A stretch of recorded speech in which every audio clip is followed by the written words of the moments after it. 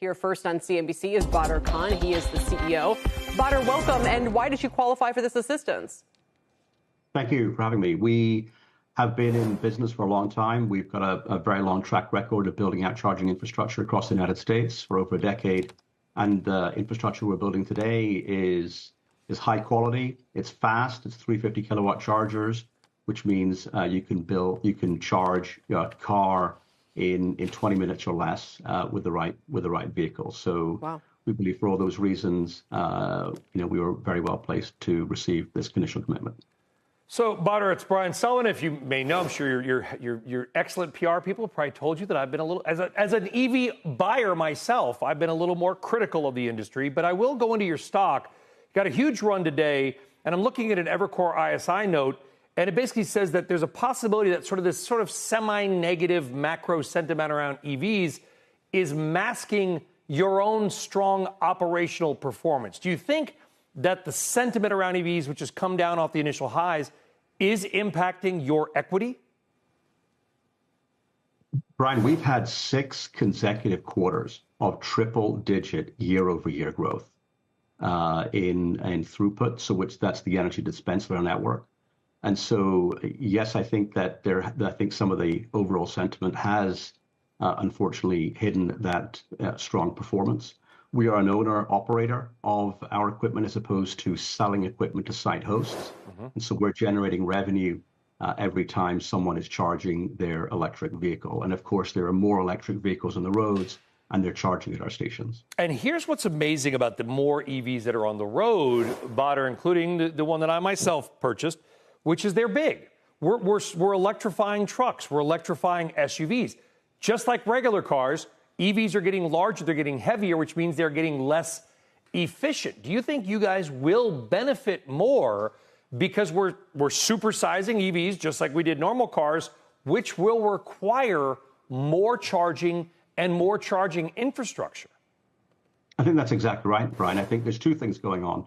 Actually, they are becoming heavier and therefore less efficient, and so require more kilowatt hours to be able to go the same distance. But at the same time, what we're also seeing kind of globally, but also eventually here in the United States, more affordable battery electric vehicle models being rolled out.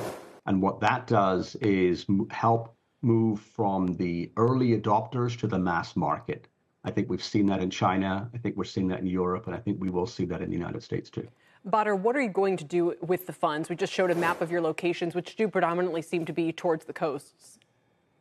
We've got about 3,400, just over 3,400 charging stalls across the United States in 35 states.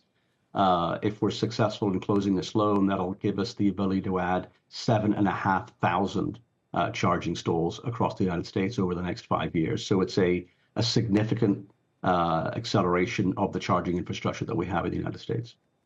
And that said, why shouldn't this money sort of be better spent on a Tesla network or one of the others where they might see bigger ROI in the long run, just kind of to the point that this is a $4 stock before this announcement? Well, we serve there's about 70 or 80 battery electric vehicle models in the United States, and we've always served every battery electric vehicle model. That's a core part of who we've been since our inception. So that's a key part of why I think the U.S. government has decided to award the funding to us. How do we fill out the gaps in the charging infrastructure, Badar? I don't know where you are physically located. We're in New Jersey. Everybody's got an EV, plenty of charging, not just at home. Here at CNBC, we have a ton of chargers. Go out west, chargers everywhere. You get to select Austin, Madison, Wisconsin. But as I drive back and forth to the Midwest numerous times every year, once you get into Pennsylvania and go west to Ohio and Indiana, it's pretty grim. What has to come first? Does the charging infrastructure have to come first, or does the rollout and build out and more sales of cars justify the build out of more chargers? Sort of the chicken and the egg of charging, if you will. Yeah, look, it's a little bit of both. The reality is it's a bit of both. I'll tell you the fastest growing states in our network today are Texas, Florida, Michigan, Arizona. The charging infrastructure that we'll build out through this DOE loan will span 30 states. And we're not just talking about the the coasts. So we're talking about states across the United States. So I'm quite excited by that.